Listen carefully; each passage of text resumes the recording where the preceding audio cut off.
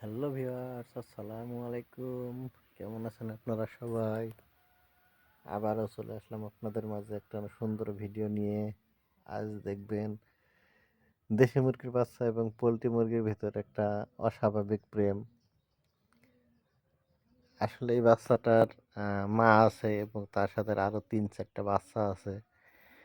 তো সবাই ওর মার সাথে থাকে, কিন্তু এই বাচ্চাটাকে আমি কিছুতেই আমার ব্রয়লার মুরগি থেকে আলাদা করতে পারি না।